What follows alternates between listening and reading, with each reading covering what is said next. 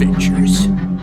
Greetings all, it's Chuke here from Chuke's Outdoor Adventures. Well, as a striker fired 10mm guy, it's time I finally grew up and got a 1911 chambered in 10mm. This, of course, is the Dan Wesson Razorback. This is a clear firearm, and I was a little bit worried when I got it because I've always talked about 1911s being a little more finicky, especially with hollow points. They tend to have problems with the magazine and feeding issues.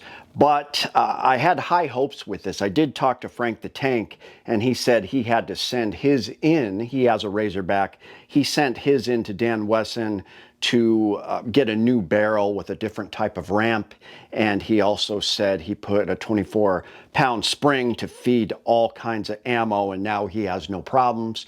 So I was a little bit nervous when I took it to the range, but let's just take a close look at it. We'll take it to the range. I'll give you my final thoughts.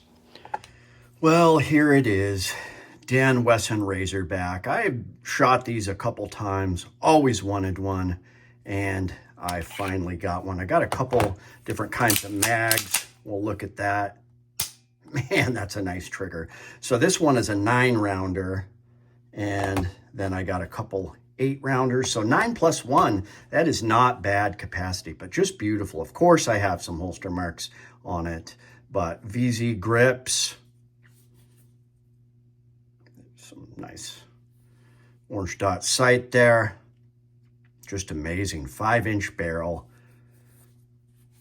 It's got that ramped barrel. Now, of course, CZ took over, bought out the company. So this is the RZ-10 CZ / Dan Wesson. But it's got these ribs machined on top of the slide.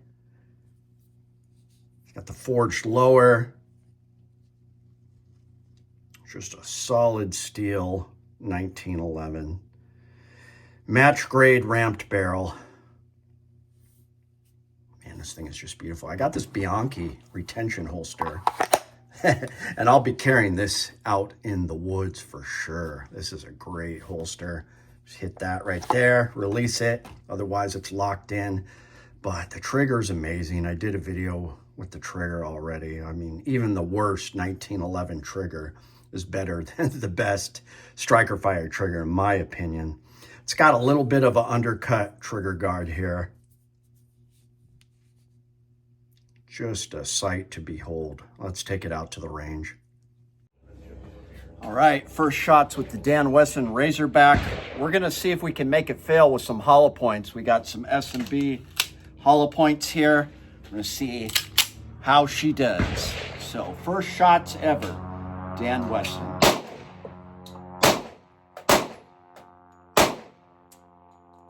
That was me. I was hitting the safety. The safety was, that was me. So I gotta watch my thumbs.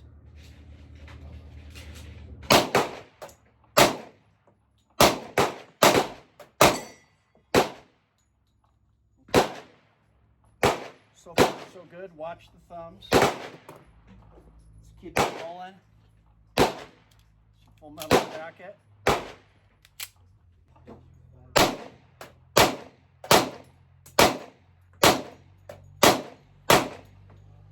Okay.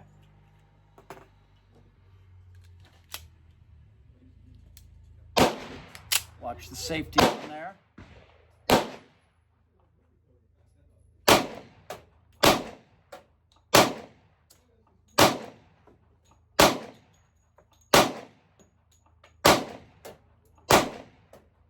All right.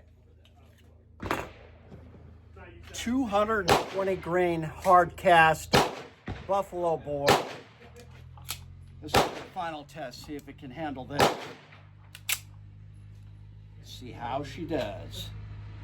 So far, so good.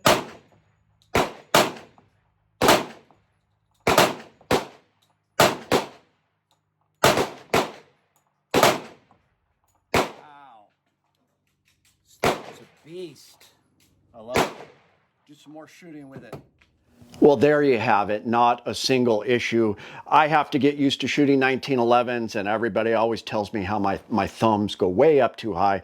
So I did hit the safety one time, and it, stopped it in the middle of firing, but I confirmed that I had hit the safety. The safety was on. So I'll hit the safety and the slide stop if I'm not careful.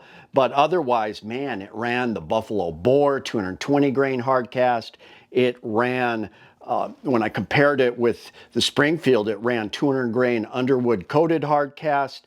This thing is just a beast. Yes, it only has 9+1 capacity with these mags at least. I do want to get some 10 rounders, but the grip angle is just so much better than a Glock, a Striker Fire. I think this is a contender for carrying in the woods.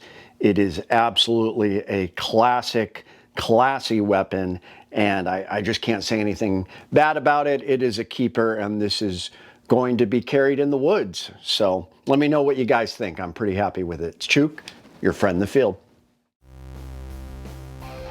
My name is Chuke. I like to trade my guns just for fun, but now I have none.